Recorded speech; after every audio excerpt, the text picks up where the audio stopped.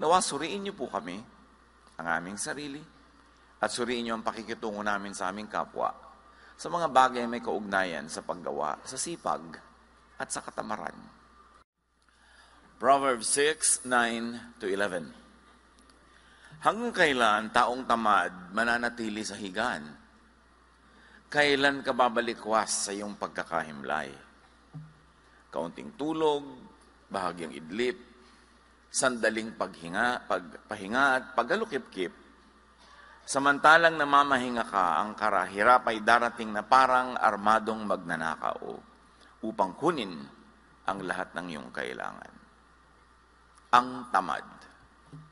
Lord, salamat po dahil kayo Diyos na masipag at Diyos na nagtuturo ng kasipagan.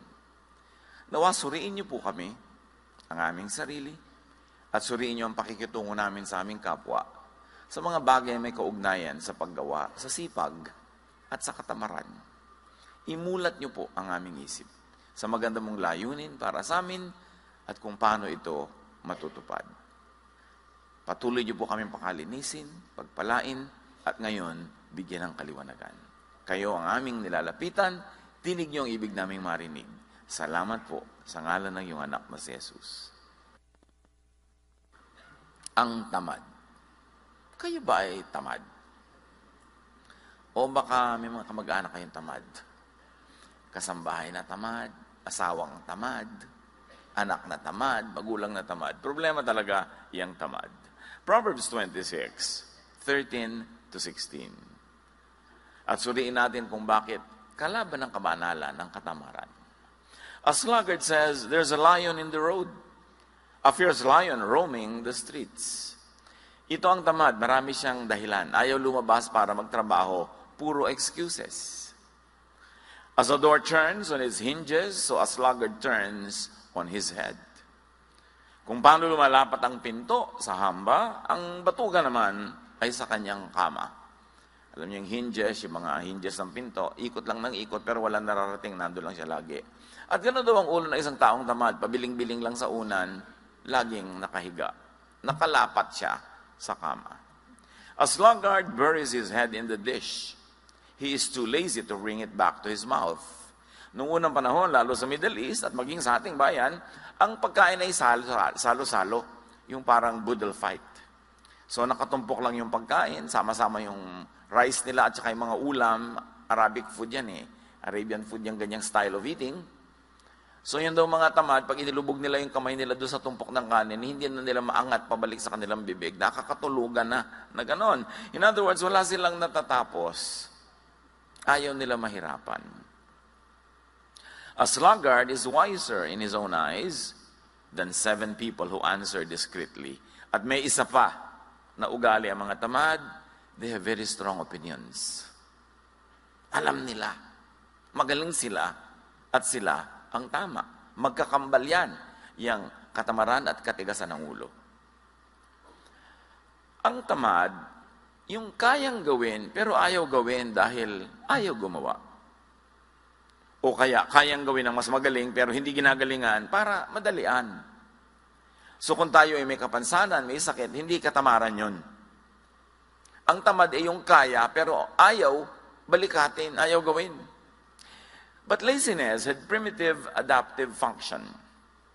Sa mga dami na nang nanuri niyang fenomeno ng katamaran, kanilang napagtanto na ang katamaran ay may magandang gamit noong unang panahon. In primitive societies, konti pa lang ang tao, mamitas ka lang ng bungang kahoy, kakain ka na, hanggang dumating yung development of hunting, na kung meron kang nahuli, kakainin mo ng maraming mga araw yon, hindi mo kailangan sobrang magtrabaho.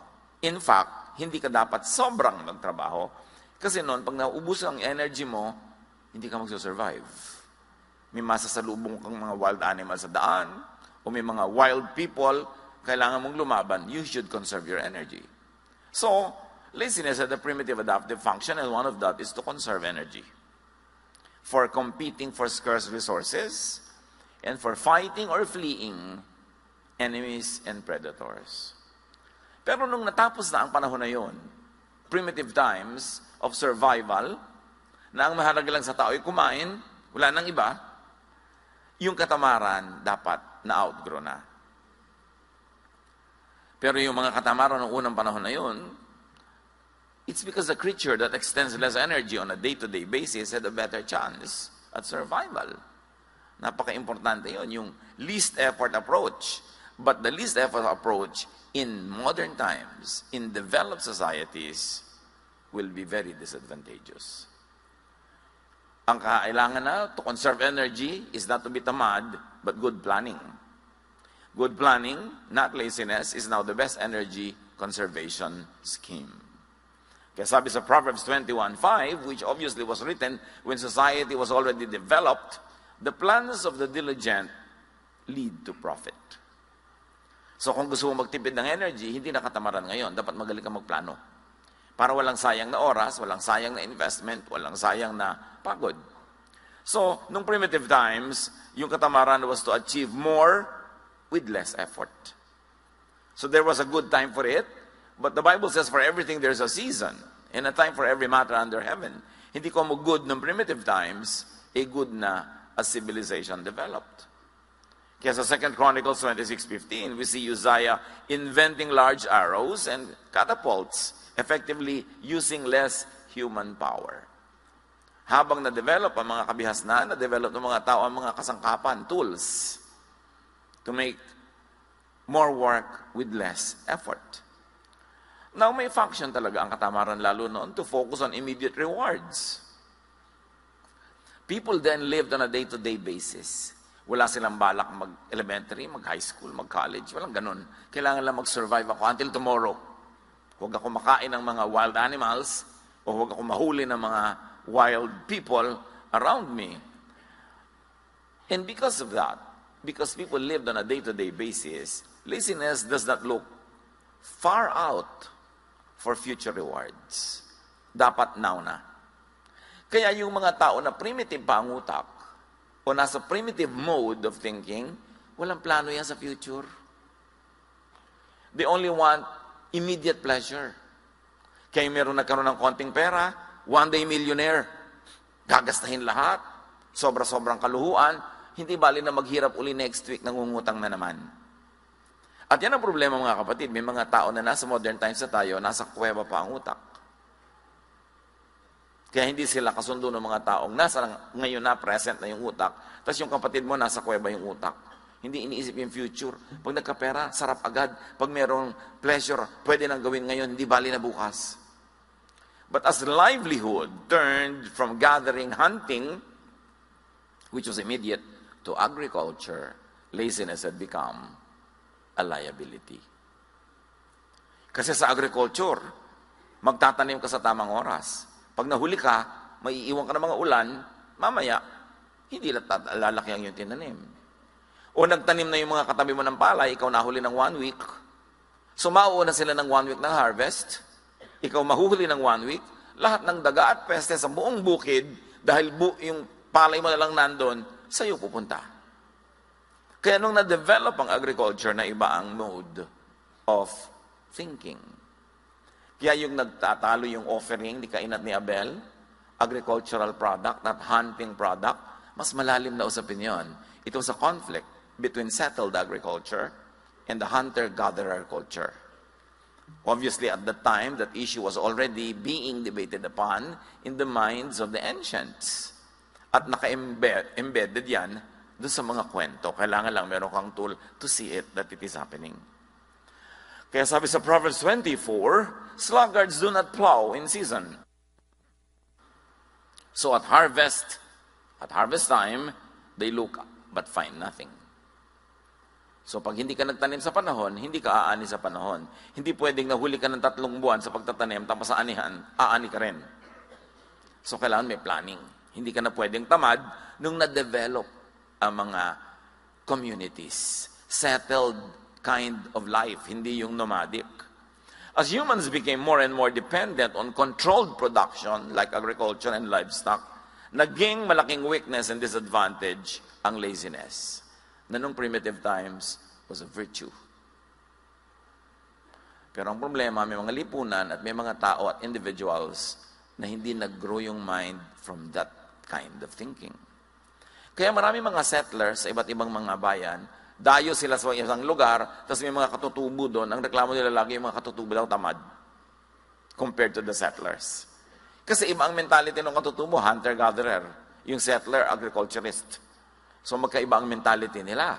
Kaya hindi sila nagkakasundo sa ganung mga bagay.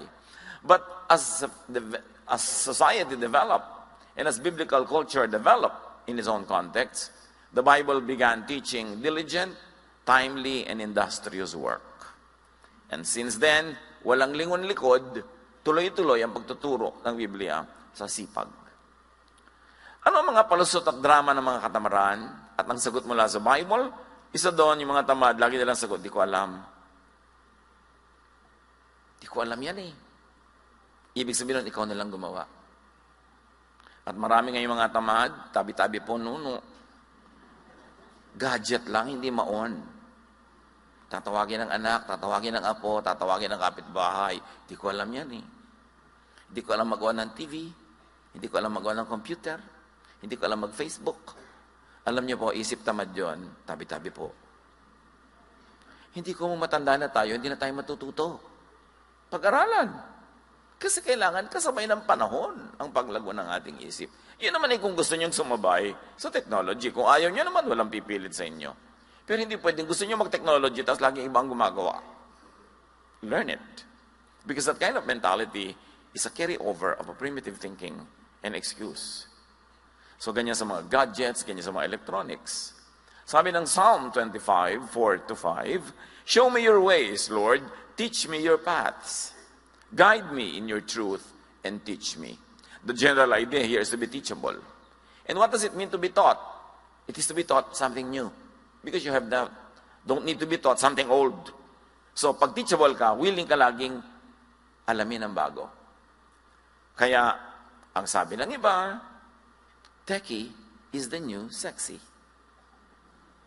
Nung araw na primitive ang society, kailangan mo ng muscle para ipagtanggol ang mga babae sa mga leyon, sa mga tribal war. Sexy daw yung maraming muscle. Pero ngayon, ang sexy guys daw yung magaling sa techie. Yung alam niya mag-photoshop, yung alam niya ganito yun, magpalipat-lipat. Yun na daw ngayon ang kakit-akit na karunungan. Sabi nila, ewan ko sa inyo. 1 Peter 5:8, Be alert and of sober mind. Your enemy, the devil, prowls around like a roaring lion looking for someone to devour. And if we may add, in the context of our discussion, to devour with laziness and with ignorance. Maraming paraan ng pag-atake sa atin ng lion. Basta anything that steals from you, that takes away growth or happiness or productivity, trabaho yon nung roaring lion. Proverbs 3:5-6. Trust in the Lord who commands work. Trust in the Lord with all your heart and lean not on your own understanding. In all your ways, submit to Him and He will make your paths straight to prosperity, if we can add.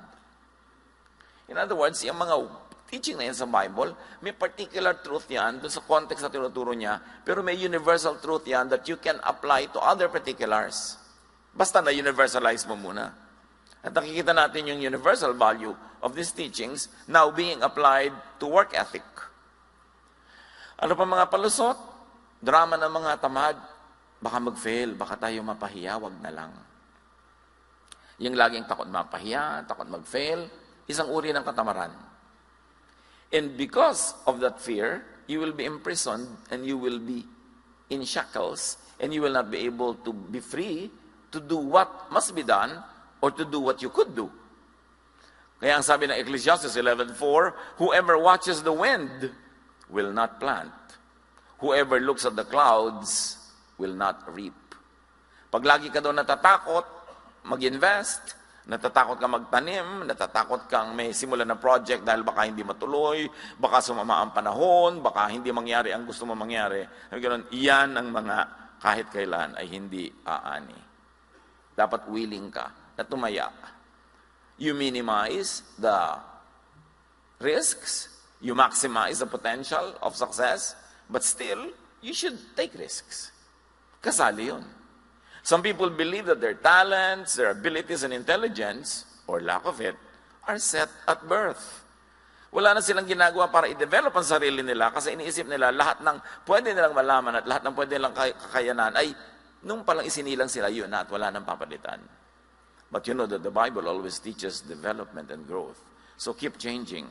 People of God, keep growing your mind. Ang tanging kulungan ng tao ay ang kanyang isip. Pag yung isip mo nang sabi, hindi ko kaya, hindi mo nga makakaya. Pag sinabi mong ayoko, hindi mo na nga magagawa. Pagka ayaw mo, yun ang limitation mo. Romans 12:2, do not conform to the pattern of this world, but be transformed by the renewing of your mind. Then you will be able to test and approve what God's will is. His good, pleasing, and perfect will. So kailangan daw, lagi kang willing to change your mind. As they say, only a fool does not change his mind. Willing ka dapat. Hindi yung ayaw mo na magpalit ng isip, ang isip mo sarado, dekandado. What will happen? Yun na lang yun forever. People grow with change, with practice, and with effort. And growth is a primary duty of life. Dapat nag-grow. Parang yung natatandaan ko isang drawing, yung caterpillar at yung kanyang kamag-anak na caterpillar na naging paru-paro na, may pakpak na. Si caterpillar para paring worm.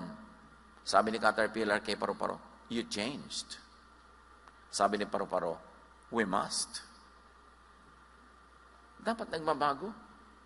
Yung mga kaibigan mo sa baryo nung araw, pag uuwi ka doon, sabi niya, ay, nagbago ka na. Dapat. Alam naman hindi tayo magbago. Ikaw, ayaw mo magbago? Alam niyo, nagsasabi nun, yung nagbago ka na, yung hindi siya umasenso, tas ikaw umasenso. So, para tabla na lang kayo, gusto niya, huwag ka rin umasenso. Yung, naku, hindi mo na yan ma-reach. Ay, dapat. Kasi kung nare-reach mo pa rin ako, ibig sabihin, hindi ako nag-grow. So, yung hindi ma-reach na ibig sabihin, iniiwasan kita, umayabang ako, kundi, busy talaga ako eh. Kasi marami kong ginagawa. Marami akong inaatupag, marami akong commitment, so hindi mo ako ma-reach kahit kailan na lang gustuhin mo. Pero makakatsyempo ka rin na ma-reach mo ako. Pero may problema tayo kung kahit kailan kita gusto ma-reach, available ka. Ibig sabihin, wala kang ginagawa. Hindi po kasiraan yung hindi ka na ma-reach.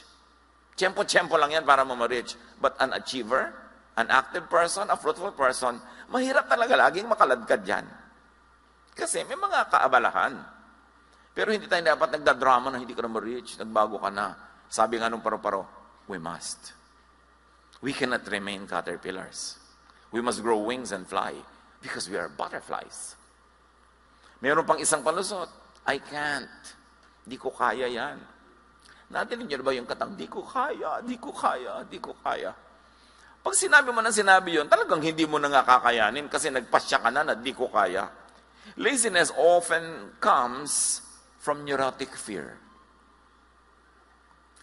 Sa takot, abnormal takot na mabigo, na masaktan, na malugi, ayaw na lang. Namimili yung between the classical fear na flight or fight. Pagka man natakot ka, anong gagawin mo? Tatakas o lalaban? So maraming tamad, tumatakas na lang kaysa lumaban.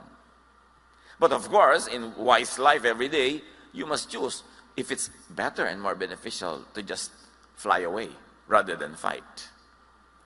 Pero sa mga challenges sa buhay, yung mga gusto mo ma-achieve, pagka lagi ka lang tumatakas, wala kang wagi. Matthew 25:25. Sabi noong lazy servant na binigyan ng mga puhunan na hindi niya ipinamuhunan at itinago lang niya sa lupa, I was afraid and went out and hid your gold in the ground. See, here is what belongs to you. Yun yung parable of the talents. Nagbigay yung Diyos ng talent or puhunan sa tatlong iba't ibang tao. Yung pangatlo, wala siyang ginawa, tinago lang niya sa lupa. So sabi nung Panginoon niya na representative ng Diyos, bawiin yung konting nasa kanya. Ang konti na nga na ibinigay, hindi pa pinarami. Bawiin at ibigay dun sa mayaman na. Kung minsan, yung mayaman na yumayaman na, kasi masipag. Hindi naman laging masamang ang mayaman, yumayaman. Kasi meron din silang sipag. Meron din ginagawa. Kaya kailangan, pag binibigyan tayo ng mga katangian, ng mga puhunan ng Diyos, Paramihin. Yun ang gusto niya. So let us all challenge fear and laziness. Dapat fight, hindi flight. Numbers 13, 30-31, no ang mga espiya ng Israel ay minanmanan nila yung lugar na dapat ay magiging kanila, pero may mga tao, sabi ng mga kasamahan, naku, ang lalaki ng tao doon, para mga higante, titirisin lang nila tayo, huwag na lang tayong tumuloy. Then Caleb silenced the people before Moses and said, we should go up and take possession of the land, for we can certainly do it. But the men who had gone up with him said, we can't attack those people. They are stronger than we are. So ito yung fight or flight. Most of the people were choosing to fly away when Caleb said, let's fight. Let's go for it. What do you do with your problems pag parang malaki? Umiiwas kayo, tumatakbo palayo, o hinaharap nyo, at sinisikap nyong magwagi. Pag meron kayong magandang pangarap, mataas ang mga hangarin, sasabihin ng mga tao sa inyo, wala tayong pera anak, huwag ka na mangarap. Huwag mo nang isipin yan. Pinanganak tayong mahirap, mamamatay tayong mahirap. So pagka ganun ang mentality, mamamatay nga mahirap. Kasi they don't want to give it their best. Pero yung mga lumaki sa kahit na napakagrabing kahirapan, pero hindi nila tinanggap ang hirap na yun, ayaw nila, ginawa nila ang magagawa nila, yun ang nakakabalikwas at nakakalampas sa mga inborn kahirapan. Kaya mahalaga yung mind. Paano tayo mag-isip? Meron naman isang drama ng mga tamad, kapagod, wag na lang. Marami ganyan, karpintero, may idinidescribe kang gawin. Sabi, sir, ang hirap naman yan, dalian na lang po natin. Sa mahirap nga, triple ang bayad. Gusto mo madali, sa madali na lang po. Ano mangyayari sa buhay niya? Ayaw mapagod. Kasi ang tamad, ayaw mapagod. Alam niyo kung anong motto ng mga tamad? Di bali ng tamad, hindi naman pagod. Baka yan ang inyong memory verse. Life verse. Diba? Di bali ng tamad, hindi naman pagod. Nakita ko yan sa kwarto ng isang dati kong katulong sa bahay. Hindi ko naman ugali magsusuot sa mga kwarto nila, pero minsan, nung wala na siya, umalis na, dahil may iba nang ginawa sa buhay, di nagpalinis ako, nakalagay sa dingding niya, di bali ng pagod, di naman tamad. Di bali ng tamad, di naman pagod. Kaya ito pala yung motto niya, kaya laging araw-araw kami may tunggali. Proverbs 24:30-31, I went past the field of a sluggard, past the vineyard of someone who has no sense. Thorns had come up everywhere, the ground was covered with weeds, and the stone wall was in ruins. Sabi niya, dumaan ako sa property ng isang tamad, walang utak. Ganoon, naku, puro dawag, puro tinik, puro damo, at giba-giba ang kanyang pader. Ganon daw pagtamad. Pero kahit naman sa kasipagan, mga kapatid, huwag OA, don't exceed limits. Kahit yung mga paggawa ng mabuti, paglilingkod, dapat may pahinga ka rin, ha? Huwag naman yung extreme. Mark 6:31, no ang mga disipulo ng Panginoon ay hindi makapagpahinga, hindi makakain dahil sa dami ng pinaglilingkuran, subalit napakaraming taong dumarating at umaalis at hindi na nila makuhang kumain. Kaya't sinabi ni Jesus sa mga alagad, magpunta tayo sa isang lugar na kung saan maaari tayong makapagsarilinan at upang makapagpahinga kayo kahit na kaunti. Ganyan kung gano'ng kabait si Jesus. Pinaglilingkuran ng kanyang mga alagad yung mga tao, pero sabi, magpahinga muna tayo, iwan muna natin sila. Doon sa tayo-tayo lang para kayo makapagpahinga. So huwag naman tayong extreme sa sipag, kahit pa nga sa mga gawain ng Diyos. Kasi ang Diyos nga nagturo ng pahinga. On the seventh day, we should all rest. Isa pang drama ng mga katamaran yung, hayaan na. Sige na lang. Ecclesiastes 10:18, through laziness, the rafters sag, because of idle hands, the house leaks. Pag daw tamad yung tao, lumulundo na yung mga bubong niya, tumutulo na mga bubong, wala lang. Sige lang, okay lang. At hindi dapat ganon. Ganon din sa katawan. You maintain the house, but you also maintain the temple of the Holy Spirit, which is the body. Hindi ka dapat tamad sa hygiene at hindi ka dapat tamad sa healthful habits. At isa pang drama ng katamaran yung if only.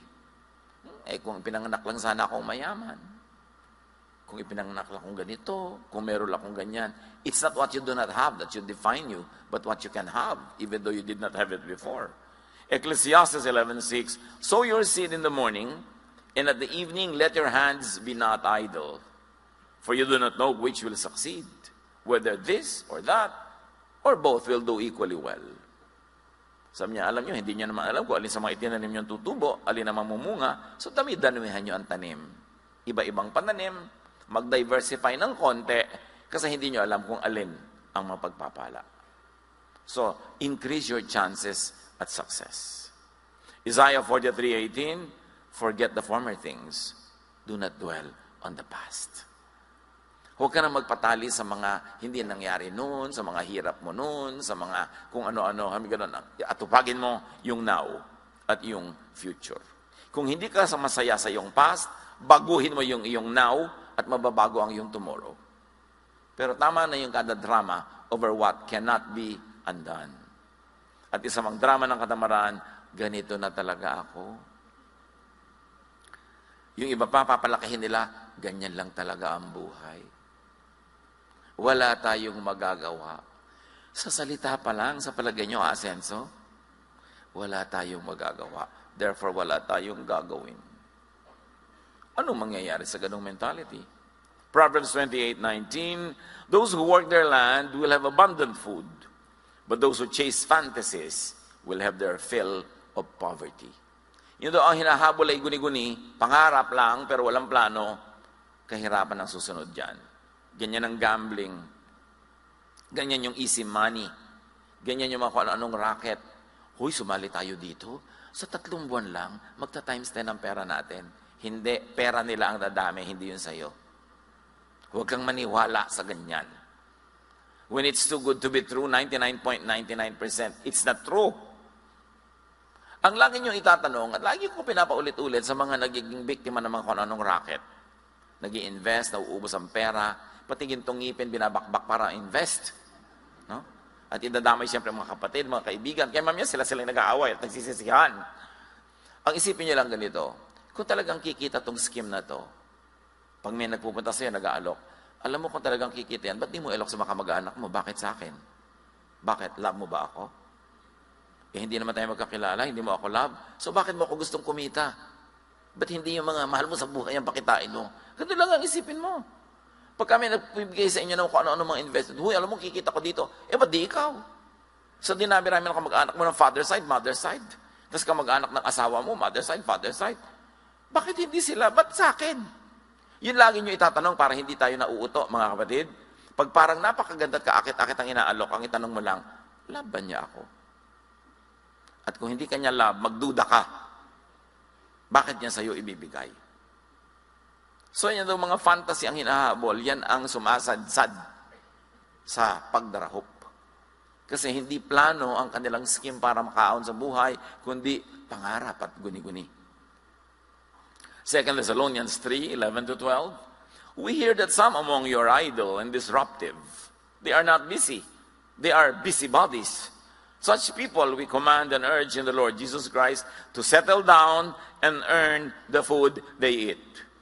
Ang linaw na itinuturo sa very young church. Kasi marami sa young church, akala nila dahil Jesus is loving, dahil because we love, therefore hindi na ako magtatrabaho, bigyan mo na lang ako. Therefore, may sakit ako, ipagamot mo ako. Therefore, nangangailangan ako, ibigay mo na ibigay. Ang daming abusadong Christian. Kasi akala nila, ganun ang ibig sabihin ng God's love. Kaya marami sa mga churches, pagka medyo may kaya ka, tapos may sister, diba? Mag-isip-isip ka, diba? Kabala ka na niya utangan next week. Yung pa-sweetie pie sa'yo, diba? Sister. That's why I always advise people, meron kang sariling kumpanya, gusto mong mag-Bible study doon, kumuha ka nila ng ibang teacher. Huwag ikaw. Unless talagang kinausap ka ng Diyos, dapat ikaw.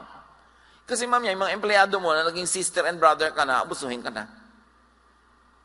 So magpadala ka ng ibang teacher doon, pag pumapasok lang sa office nyo, ang tawag pa nila sa'yo, ma'am, hindi sister.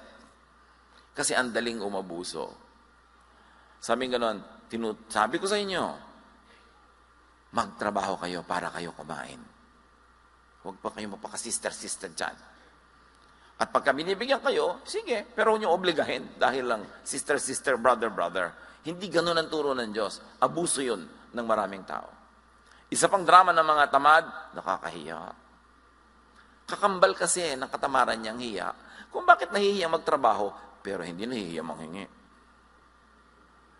Nahihiyang magbanat ng pawis, ng buto at magpapawis. Nahihiyang makita na nagtatrabaho ng mga menial job, so to speak.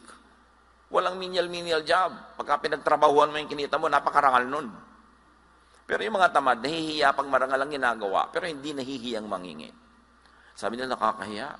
Proverbs 4:23, above all else, guard your heart, for everything you do flows from it.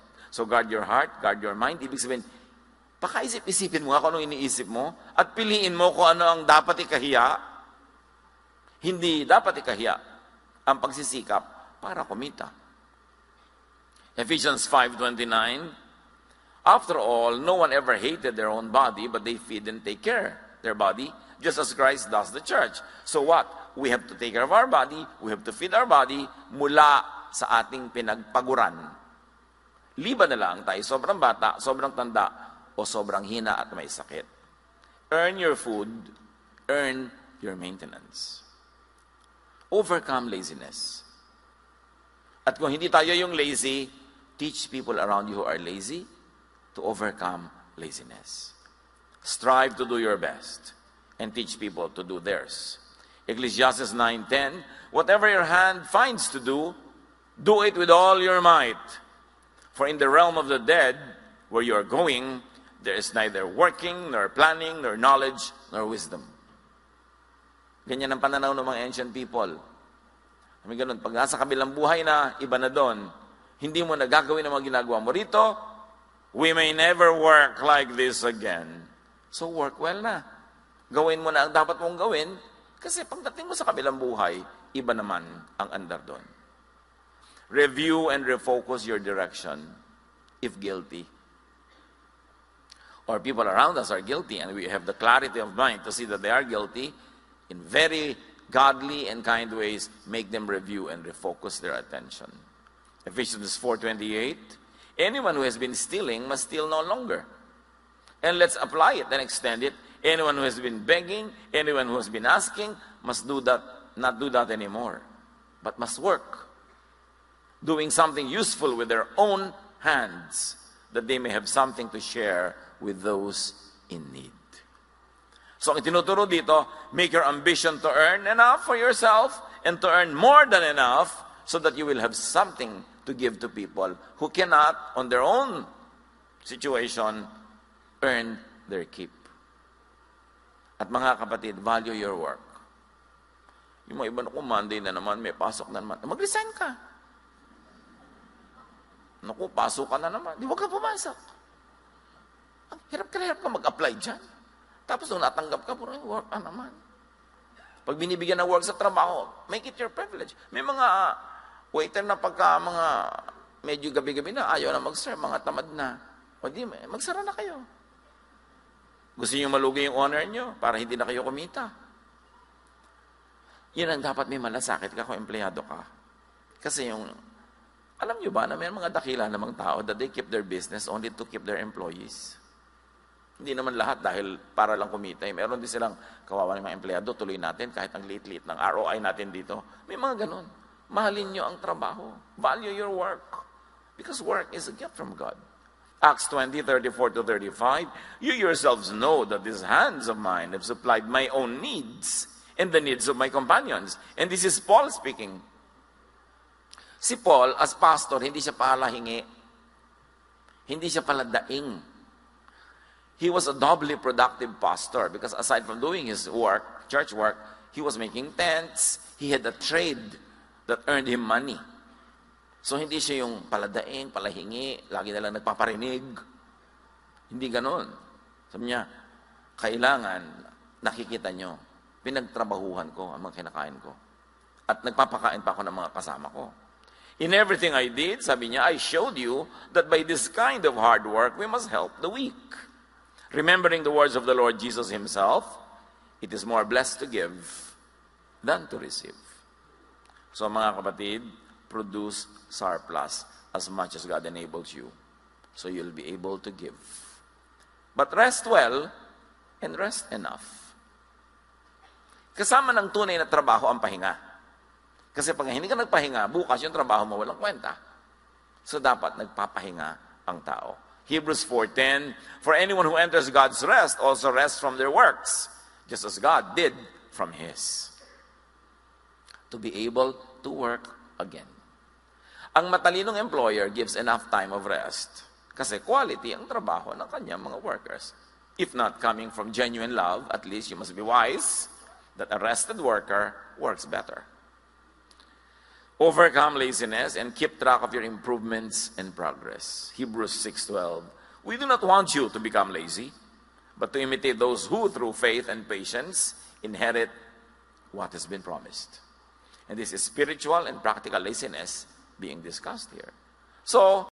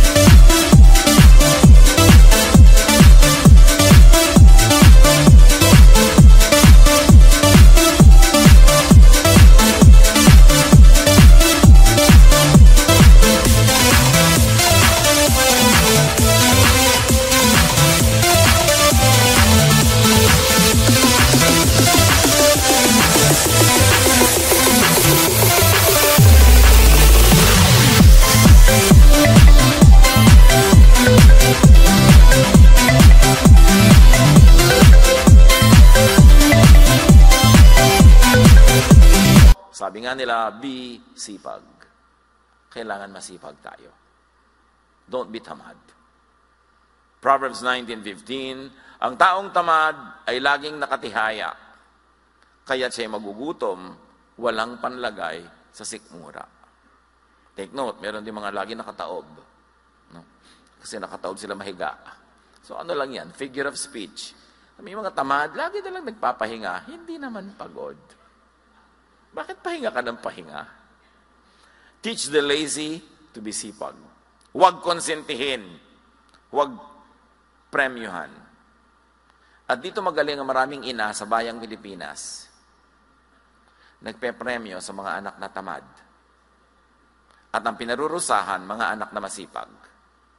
Anak, kawawa naman yung kapatid mo. Nakabuntis. Ipadoktor mo yung nabuntis. Ikaw magbayad sa panganganak at sa gatas at sa pag-aaral anak hanggang mag-college. Kawawa ang kapatid mo.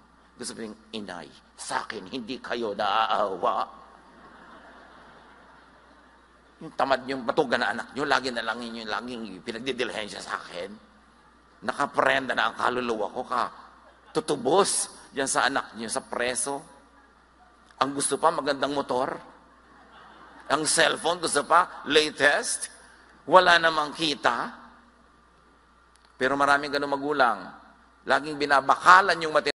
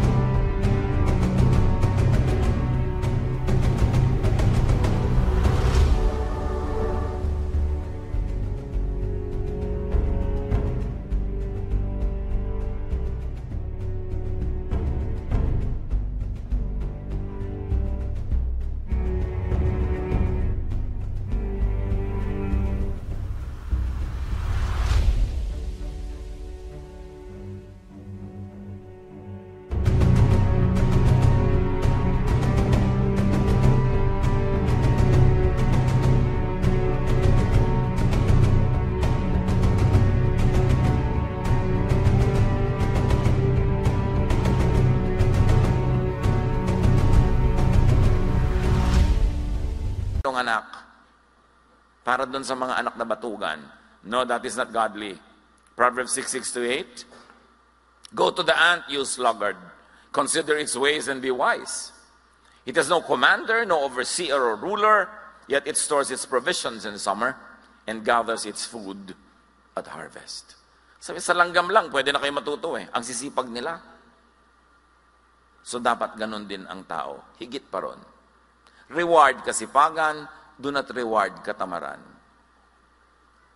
Kaya maraming tamad kasi maraming konsentidor. Subukan yung magutom yan pagka hindi talaga nagtrabaho. Pero lagi natin sinasagip sa mga pagkakalunod nila na sila naman ang tumatalon sa tubig. Lagi nating inililigtas sa mga problemang sila ang gumagawa. Lagi nating inilalayo sa mga pagsisingil sa kanila na mga inutangan nila. At ang ating ipinapahamak, ginagasgas, inaabuso, yung matitinong miyembro ng ating pamilya. That is not godly. 2 Thessalonians 3:10, nang kami ay kasama pa ninyo, ito ang itinuro namin sa inyo, huwag ninyong pakainin ng sino mang ayaw magtrabaho.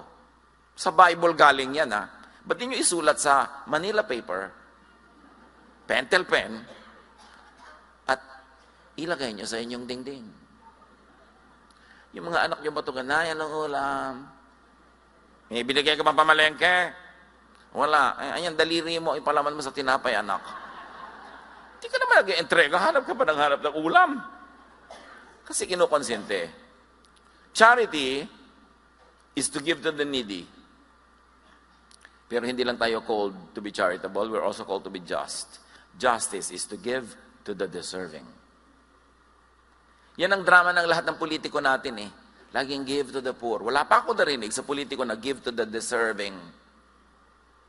Lagi nilang gustong hututin yung tax na binabayad ng middle class na overtax and overwork para ipamigay sa mga hindi nagbabayad ng tax.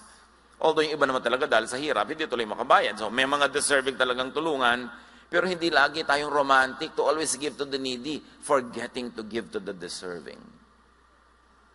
Sa mga anak ninyo, mga kamag-anak ninyo, mga empleyado nyo, yung deserving huwag niyong pabayaan. Although meron pa rin tayo siyempre charities, we give to the needy who cannot on their own power and energy feed themselves. Because they are too young, too old, or too sick. Pero ang laki-laki ng katawan, napakabatugan, gym ng gym, nagpapabili pa sa'yo ng supplements. Tapos pinapagalaw-galaw niya yung mga muscle niya na ganyan na hindi naman kumikita. Sana napagkakakitaan yung gaganon-ganon na muscle. No? Importante, huwag tayong konsentidor sa tamad. Huwag tayong extremely charitable that we forget to be just. Ecclesiastes 7:18, whoever fears God will avoid all extremes. Father, teach us to be balanced in our thinking. Sa pagbibigay namin sa needy at sa worthy. Sa aming pagkita at paggastos, maging balanse ang aming isip. At lagi namin pahalagahan ang sipag. Tumulong kami sa tunay na nangangailangan at hindi kayang tulungan ng mga sarili nila, pero turuan mo kami, Lord. Magturo din ng disiplina sa mga tatamad-tamad lang, kaya walang makain. Teach us. Pagbulay-bulayan natin mga kapatid ang application nito sa ating mga pamilya and workplaces.